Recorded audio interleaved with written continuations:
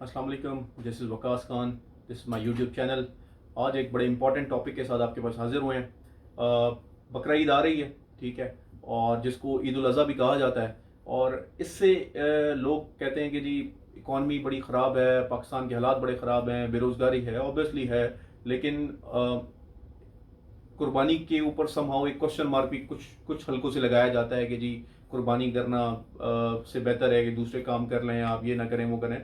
This is the religious debate, but मैं उस पर जाना नहीं चाह रहा। लेकिन मैं आपको बताता हूँ बेसिकली कि इसका इम्पैक्ट क्या होता है इकोनॉमी के ऊपर, और किस तरीके से रेवेन्यू जनरेशन होती है, और कौन कौन से लोगों का रिस्क इसके साथ जुड़ जाता है, और इस एक सिंगल इकोनॉमिक एक्टिविटी से कितना बड़ा रेवेन्यू जनरेशन होता है, और किस तरीके से कौन कौन सी इंडस्ट्री इसके साथ जुड़ जाती है, किस किस तरीके से किस किस बंदे का चूल्हा उनके साथ जलता है अगर आप जाके कुर्बानी में पार्टिसिपेट करते हैं। तो पहली तो चीज़ आपको ये समझनी बहुत ज़रूरी है कि इस एक्टिविटी में, कुर्बानी के अंदर, डायरेक्टली और इनडायरेक्टली बहुत सारी इंडस्ट्रीज इन्वॉल्व हैं जो वेल्थ क्रिएशन और वेल्थ सर्कुलेशन में इन्वॉल्व होती हैं, पैसे की सर्कुलेशन में।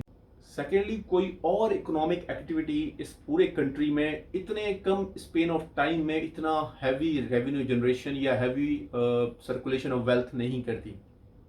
लास्ट ईयर की इकोनॉमिक एक्टिविटी जो हमारी हुई कुर्बानी में, उसकी अगर स्टेट्स या फिगर्स मैं आपके साथ शेयर करूं तो वो है 430 बिलियन रुपीस, जिसको 430 अरब रुपया भी कह सकते हैं।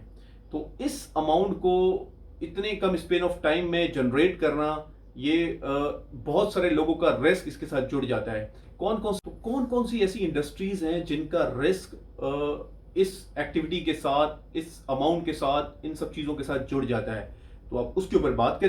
सबसे पहले आ जाते हैं एनिमल सेल एंड परचेज। आप परचेज कर रहे हैं और किसी को, कोई बंदा आपको सेल कर रहे हैं। अब देखें होता क्या है कि बहुत सारी जगहों पे, गांव में, उन जगहों पे वो लोग क्या करते हैं, उनकी कोई खर्चा एनिमल्स पे नहीं होता, वो एक घास वगैरह नेचुरली वहां से खा रहे होते हैं। अब वो क्या करते हैं, वो उससे जो है उसको प्रोड्यूस कर रहे होते हैं, उनकी प्रोडक्शन हो रही होती है, वहीं पे ही बच्चे हो रहे होते हैं, उन्हीं बच्चों को वो बड़ा करते हैं, उसके बाद वो आके मार्केट में सेल करते हैं, साल में, 2 साल में, 3 साल में। तो वो करते हैं, उनका कोई खर्चा नहीं होता, उनकी एक इकोनॉमिक एक्टिविटी हो जाती है। अगर वो एक 1.5 लाख का, 2 लाख का जानवर सेल कर रहा है 2 साल में, तो उसके इस तरह के 10-12 जानवर होते हैं, वो आते हैं, आके सेल कर देते हैं।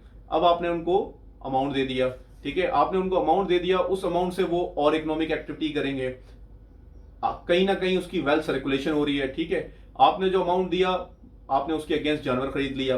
फिर आ जाए secondly transportation business. Transportation business किस तरीके से रिलेटेड है, सुजुकी वाले जो हैं, डाटसन वाले जो हैं, ये समहाउ जानवरों को ट्रांसपोर्ट कर रहे होते हैं, इनको लेके जा रहे होते हैं, इनकी रोजी रोटी इसके साथ चल जाती है। एक और इकोनॉमिक एक्टिविटी हो गई, एक और वेल्थ सर्कुलेशन हो। थर्ड पे आते हैं चारे वाले, एनिमल फीड जिसे कहते हैं। उनकी भी इस इंडस्ट्री के साथ रिस्क जुड़ जाता है। उनकी भी ये 8-10 दिन, 15 दिन, 20 दिन की जो एक्टिविटी होती है, उसके अंदर उनका कहीं ना कहीं रोल प्ले किया जा रहा होता है, और वो इस चीज से कहीं ना कहीं बेनिफिट ले रहे होते हैं। फोर्थ पे टेंट डेकोरेशन वाले, उनका भी एक बड़ा इंपॉर्टेंट रोल होता है। बहुत सारी जगहों पे आपको पता है कि ओपन प्लेसेस होती हैं, तो कहीं ना कहीं आपको रिक्वायर्ड होता है कि आप उसको कवर किया जाए, तो उसके अगेंस्ट उनको रेंट पे आप परचेज कर, रेंट पे लिया जा रहा होता है उनको, या उनसे परचेज किया जा रहा होता है, तो समहाउ उनकी भी एक इकोनॉमिक एक्टिविटी चल जाती है। उसके बाद आते हैं most important and the Swiggy one, ठीक है, जिसे कहते हैं कसाई, बचर। उनकी भी बड़ी वैल्यू होती है उन दिनों में, और उनकी भी बड़ा जो है ना रोल होता है। उनकी भी इकोनॉमिक एक्टिविटी चल रही होती है। वो तो वैसे तो 12 महीने चलती है, लेकिन समहाउ इन 3 दिनों में वो अच्छा खासा अमाउंट। देन आते हैं प्लास्टिक बिजनेस। उसके अंदर जो प्लास्टिक बैग्स वगैरह हैं, उनकी भी एक डिमांड इंक्रीज हो जाती है। वो समहाउ आपको चाहिए होता है टू पैक द मीट, और उसके बाद अपने उनको ट्रांसफर करना या डिस्ट्रीब्यूट करना होता है। फिर आ जाता है सेल ऑफ कोल, ठीक है, कोयला वगैरह जो आप परचेज करते हैं, बारबेक्यू के लिए यूज करते हैं, घरों में फंक्शंस होते हैं, फेस्टिवल्स होते हैं, तो उसमें भी एक इकोनॉमिक एक्टिविटी हो जाती है। जो कोयला बेचने वाला है उसका भी रोजी रोटी चल जाती है। फिर आता है लेदर इंडस्ट्री वाले।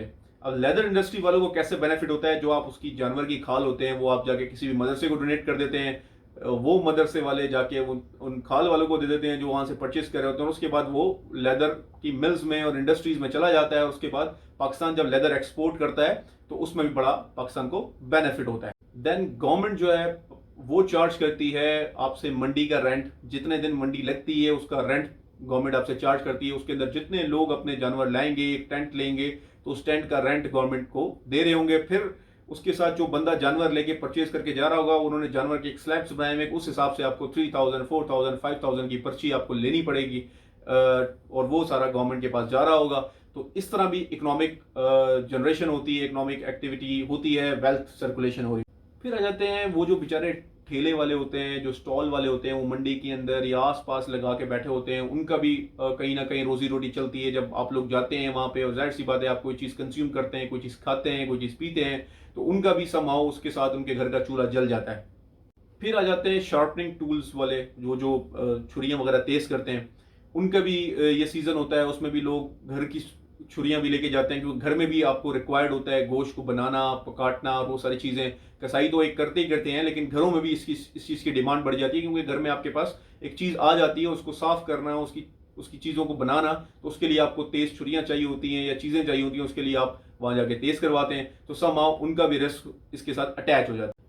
फिर आ जाता है स्पाइसेस वगैरह की जो इंडस्ट्री है, उसको वो उनकी इंक्रीजमेंट हो जाती है, वो इंक्रीज हो जाती है, उनकी डिमांड इंक्रीज हो जाती है, उसका यूजेज इंक्रीज हो जाता है। तो ऑब्वियसली उनकी भी समहाउ सेल हो रही होती है और उनको भी प्रॉफिट जनरेशन हो रहा होता है, उनकी भी इकोनॉमिक एक्टिविटी चल रही होती है और उससे वेल्थ सर्कुलेशन चल रही होती है। अल्टीमेटली आपकी इकोनॉमी में पॉजिटिव इंपैक्ट आ रहा होता है। एट द एंड जब आप कुर्बानी कर चुके होते हैं और आप फारिग हो चुके होते हैं, तो ऑब्वियसली फिर जो स्वीपर्स होते हैं उनकी भी एक्स्ट्रा काम उनको मिल जाते हैं और they used to have a very good amount. इन 3 दिनों में वो एक अच्छा अमाउंट अर्न कर लेते हैं और वहां से क्लीनिंग और उन सारे प्रोसेस में वो अपना रोल प्ले कर देते हैं और समहाउ उनके भी इन सब एक्टिविटीज के साथ चूल्हा जल रहा होता है, उनकी भी चीजें अटैच हो रही होती हैं। तो इस वीडियो में बताने का मकसद ये था कि आपकी एक एक्टिविटी जो ईद है, उसके अंदर इन 3 दिनों में कितने लोगों का रिस्क, कितनी इंडस्ट्रीज, कितने लोग और ये मैंने वो चीजें बताई हैं जो बिल्कुल ओपन एंड शट है। इससे बहुत सारी इंडस्ट्रीज ऐसी हैं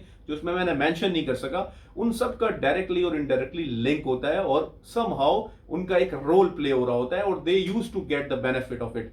तो बेसिकली आपको बताने का मकसद ये था कि इसमें आपको पता चले कि बेसिकली इकोनॉमिक एक्टिविटी किस तरह होती है और इस बकरीद ईद पे आप किस तरीके से समहाउ इकोनॉमी में एक रोल प्ले कर रहे होंगे। I hope you like the video. This is all from my side.